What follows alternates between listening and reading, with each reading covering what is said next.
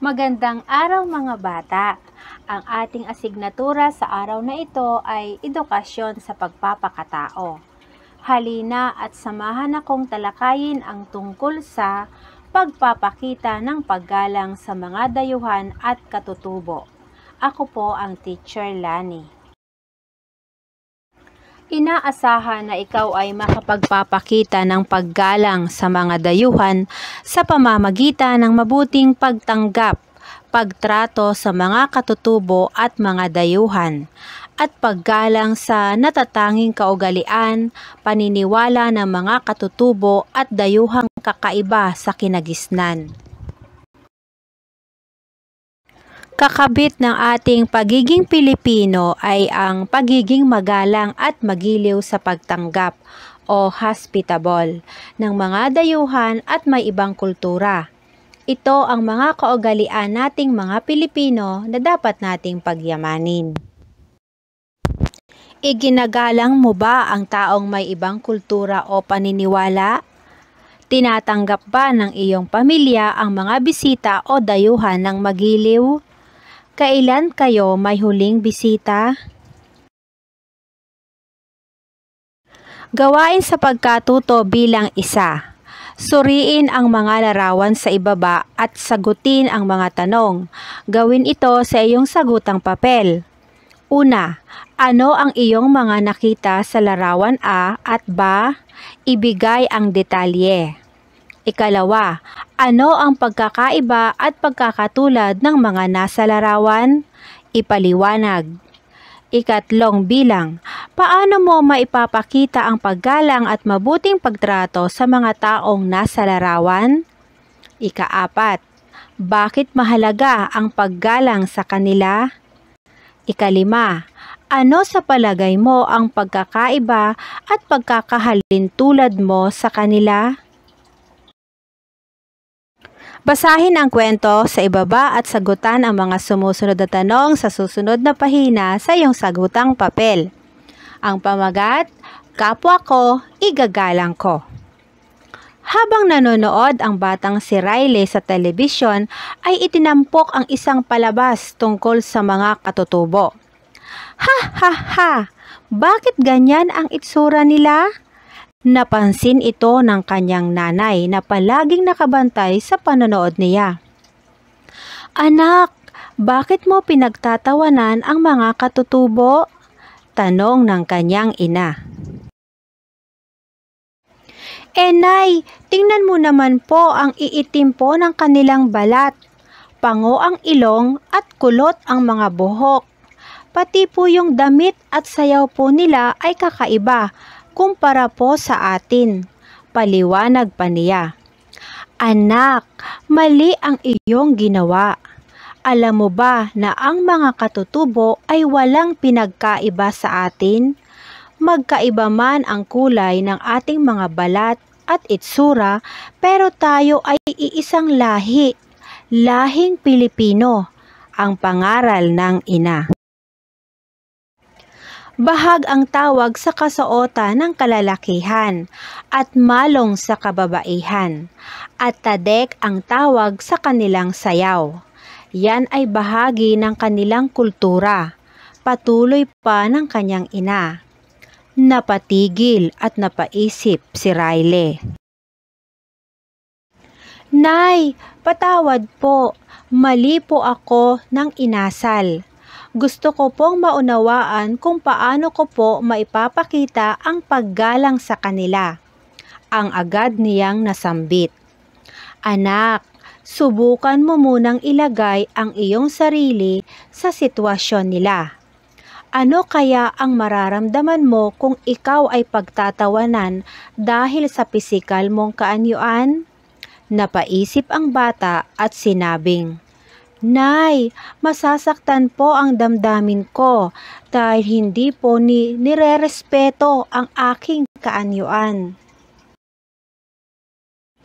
Anak, mahusay dahil naunawaan mo agad ang aking punto. Kung ano ang gusto mong gawin sa iyo ng iyong kapwa ay gawin mo rin ito sa kanila. Sila man ay kakaiba ang itsura at pananamit kumpara sa atin. Sila pa rin ay mananatiling kapwa mo at kapwa ko na nararapat ratuhin ng may paggalang. Gawain sa pagkatuto bilang 2, mga tanong.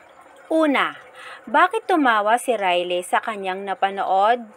Ikalawa, bakit hindi dapat pinagtatawanan ang kaanyuan ng mga katutubo ayon sa nanay ni Riley?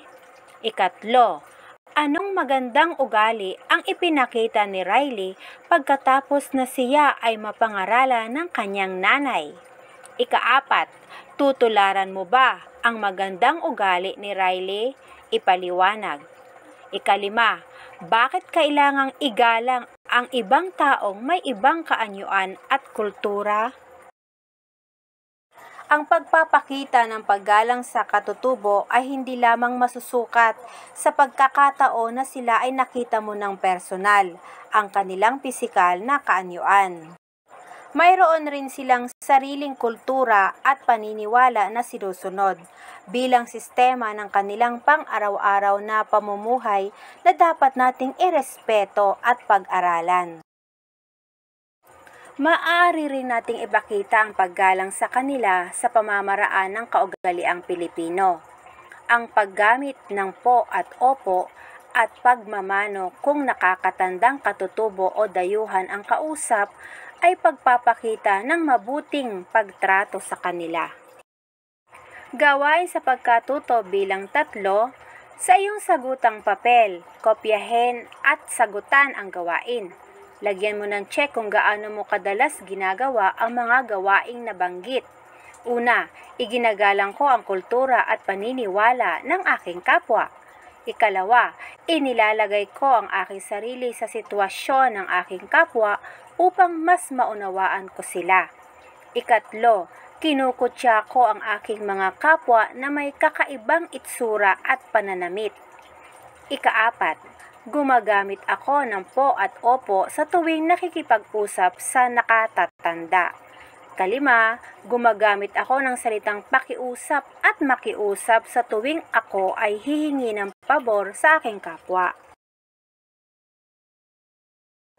Gawain sa pagkatuto bilang 4. Gumawa ng isang maikling tula na nagpapakita ng paggalang sa mga dayuhan sa pamamagitan ng mabuting pagtanggap o pagtrato sa mga katutubo at mga dayuhan, at paggalang sa natatanging kaugalian o paniniwala ng mga katutubo at dayuhang kakaiba sa kinagisnan. Gawing gabay sa paggawa ang pamantayan sa ibaba. Gawin ito sa iyong sagutang papel. Pamantayan ng kasanayan. Ang gawa ay, una, nagpapakita ng paggalang sa mga katutubo at mga dayuhan. Ikalawa, nakapagbibigay ng maganda at malinaw na mensahe. Ikatlo, nagpapakita ng pagkamalikhain. Sa iyong sagutang papel, buuin ang mahalagang kaisipang ito. Kakabit ng ating pagiging Pilipino ay ang pagiging at sa pagtanggap o hospitable ng mga dayuhan at may ibang kultura. Tayong mga Pilipino ay sadyang mataas ang pagmamalasakit sa iba. Ang pagpapakita ng paggalang sa ikatlo ay hindi lamang ito masusukat sa pagkakataon na nakita mo ng personal ang kanilang pisikal na kaanyuan. Maaari rin nating ipakita ang paggalang sa kanila sa pamamaraan ng isang Pilipino. Ang paggamit ng po at opo at pagmamano kung nakakatandang katutubo o ikaapat, ang kausap ay pagpapakita ng mabuting pagtrato sa kanila. Ito ang mga kaugalian nating mga Pilipino na dapat nating ikalima. Maraming salamat. Hanggang sa muli, ako po ang Teacher Lani.